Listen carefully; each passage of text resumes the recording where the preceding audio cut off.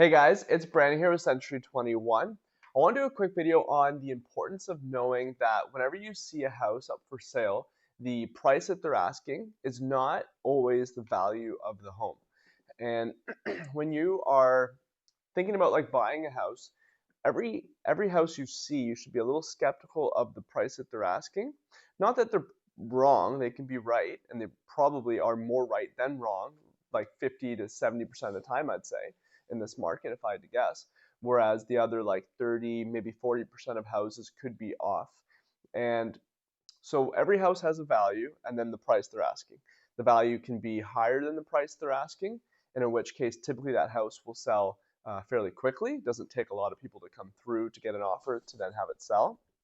Or the value can be a lot higher than the price, or sorry, a lot lower than the price that they're asking, and in which case the house will sit on the market and it won't sell. So value and price, it's an interesting dynamic, and time kind of and the amount of showings you're getting allow you to know how the market's responding to the price that you're asking given its value.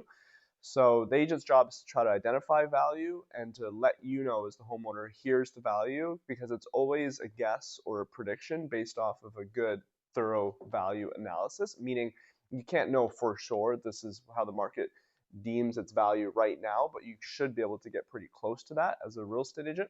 So there are other contributing factors that can make a house not sell for its maximum value, such as starting too high initially, because of what ends up happening with it sitting on the market and getting what I call the what's wrong with the house stigma from buyers because it's been sitting for so long. You end up dropping the price. You might get too motivated as a seller. You're willing to take a lower offer. Buyer comes in a lot lower than usual too because it's been sitting for so long. So overpricing most likely makes it so the house has a hard time getting its maximum value is the way to think of it. Or other things like if you're asking for a condition on being able to find your next place, a seller accommodation condition, that can lower interest from buyers. Anytime you're essentially lowering exposure or lowering interest, the odds of getting maximum value decrease.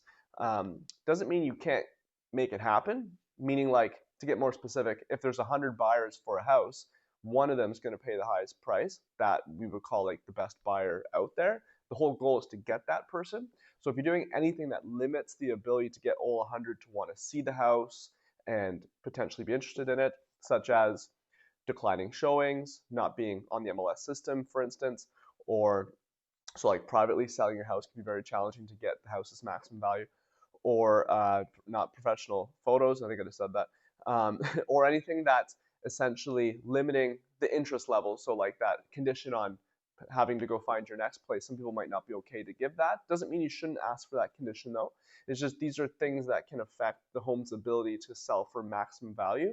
Other things can include how cluttered the house is, or just inside, what kind of state is the house at, smells, clutter, paint, because you can always increase the value of a home to a point, and so that's a whole other topic if you even want to pursue that, how to increase the actual value of the home. But assuming the home is going to be as it is, then the other factors need to be, you need to be aware of them, and then you need to make sure the agent obviously helps you know what the value is as best that they can, and then that way you can put it in a position where you can try to get maximum value for a house. So that's why like every time I see a house for sale, there's so many factors that come into what a house can sell for.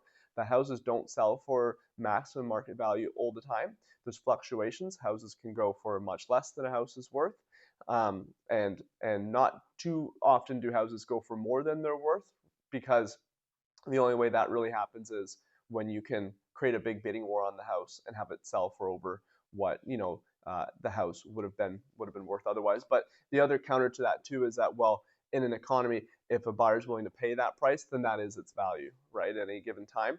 So it's always a guess to try to get maximum value. You just don't want to be doing things that limit its ability to get maximum value. So every time you're looking at houses, you should always just be kind of aware of what are these things, because that can actually allow you to possibly get a house for below market value to get a good deal on it if you're willing to give the seller that seller accommodation condition, for instance, or you're willing to look past all the clutter, or you're willing to realize that the photos might not look that good, but when you get there in person, maybe it looks a lot better, for instance. Hope that helps.